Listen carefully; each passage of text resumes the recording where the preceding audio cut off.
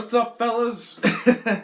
I'm coming at you guys today with a little album review, if that's what you want to call it.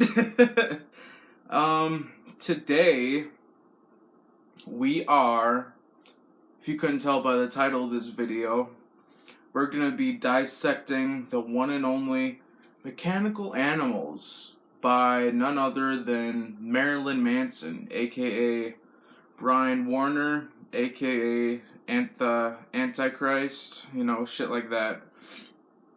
Now, when it comes to me and Marilyn, basically how I got into him was just like discovering him on YouTube one day when I was like 14, 13. It was Manson and Rage Against the Machine that were my two first rock bands that got me into rock and then eventually into metal. But yeah, fucking the album Antichrist Superstar changed my life.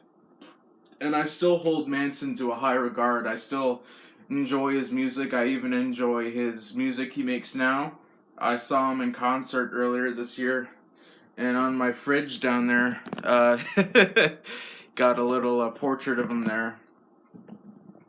But yeah, I mean, sure, he's a little, he kind of has a shtick. He's got a little gimmick, the whole shock angle. But usually I can see past that. Like, looking back at it now that I'm an adult, some of the shit that Manson has said in the past is a little, like, I do consider myself an edgelord, but that's, some of his sayings are a little too immature in the edgy, subsection. But, yeah, without further ado, let's get, cracking. So, Mechanical Animals, track 1, Great Big White World. This song really sets the tone for this album, bleak and plastic and dreary. The synths are to die for on this track. I think the synths are actually more prominent than the guitars are on this song. But yeah, lyrics like, how does it go? All my stitches itch, my prescription's low. Like, for me, this album, Mechanical Animals, has always been my treatment album. Whenever I've had to go to like mental hospitals, this would always be the album that carried me along. Yeah, it's just this song, it kind of talks about the dependence on drugs and also just the bleak and sterile atmosphere of pop culture, how most of it is meaningless and it's just not that deep, it's really shallow. And then we got the song The Dope Show, the big ol' single. This song is catchy as hell, and most of this album, if not all of it, is really catchy. Like, Antichrist Superstar was really like abrasive and noisy and I'd almost say it's extreme, but Mechanical Animals is like a completely different band, pretty much. Like, yeah, sure, there were some lineup changes. We gave up Zim Zoom for John 5, and John 5 is my favorite Marilyn Manson guitarist, but maybe that influenced it a little bit. But I can't really speak for people at that time because I was like 1 or 2 years old when all this shit was happening. But I think people were like expecting Antichrist Superstar like to the next level.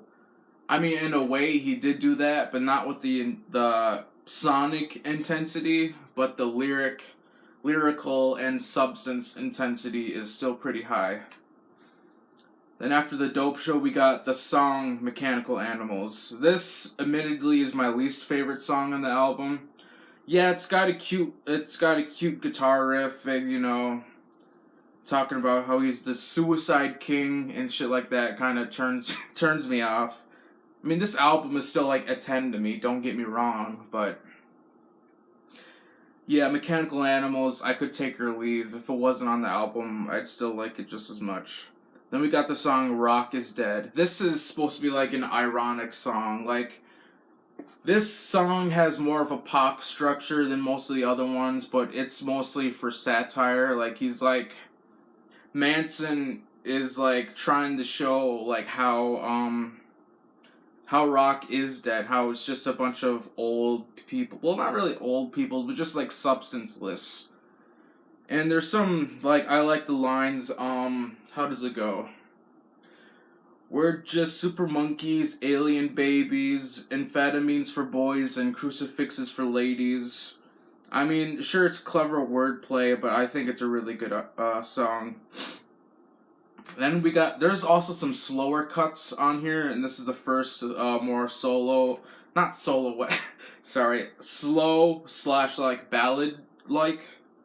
And we got the song Disassociative. This is probably my favorite ballad on the album. Basically, what it's about is, you know, taking disassociative drugs to kind of like to detach yourself from reality, just shit like that, stuff that I'm fascinated with. Then we got the song The Speed of Pain.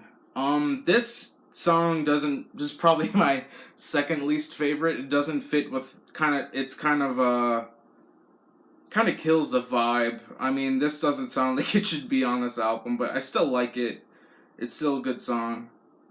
And also, I don't like how literally we got the slowest song on the album, and then right after that we got the fastest song, which is Post-Human, which I'll talk about in a second. But what I'm saying is that's such a like jolting like bridge, like like when I like to fall asleep to this album a lot, and just this it's always like the sudden, like the quietness and then the sudden like always makes me jump. But then we got Post-Human, probably my favorite song on the album. It's got this really sick synth riff. It's just really catchy, and it's really upbeat. Back in the day when I used to skateboard, I loved skating to the song. And then we got I Want to Disappear.